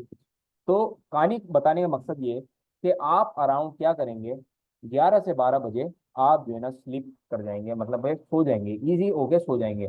पूरी साल मेहनत करी है भाई आपने, ठीक है। अब आपने नहीं करी है, वो एक एक्स्ट्रा पर्पस है। मैं उन बच्चों से बात कर रहा हूँ जो कि पूरे साल मेहनत करी है जिन्होंने। 11 से 12 बजे आप मैक्सिमम 12 बजे सो जाएंगे, ठीक है। जितना पढ़ा आपने पूरा साल पढ़ा है, ठीक है, चिल होके सो जाएगा। कोई पेपर वेपर भी जो है ना उखाड़ेगा नहीं आपका कुछ, ठीक है। इजी होके चिल होके सोएगा। आराम से फजर पे उठिएगा। फजर पे जो है ना थोड़ा नाश्ता वास्ता हैवी करिएगा कि पेपर में जान रहे तुम्हारे अंदर, ठीक है। समुराई बन के जाएगा। फिर क्या करेगा कि फजर से पहले एक पास पेपर, कोई भी पास पेपर उठा के सॉल्व कर दीजिएगा, ठीक है। टाइम मैनेजमेंट के हवाले से आप करिएगा, ठीक है। टाइम मैनेजमेंट क्या है, कैसे करते हैं, हमें नहीं पता। बेटा सबको लिखवा दिया टाइम मैनेजमेंट। 2 पे कितने एलोकेट करने, 3 पे कितने एलोकेट करने, 5 पे कितने एलोकेट करने, 8 पे कितने एलोकेट करने, 12 पे कितने एलोकेट करने। अगर आपने उस सजेशन के ऊपर नहीं चले तो आपसे टाइम मैनेजमेंट नहीं होगा। टाइम मैनेजमेंट नहीं होगा तो पूरा पेपर नहीं होगा। जब पूरा पेपर नहीं होगा तो बेटा मार्क्स तो आप भूल ही जाओ। पर्पस आपका ये है कि पूरा पेपर करना है, ठीक हो गया। बाकी एक डिटेल डिस्कशन में आपको वॉइस नोट भेजूंगा व्हाट्सएप के ऊपर, वो भी सुन लीजिएगा। जज़ाकल्लाह।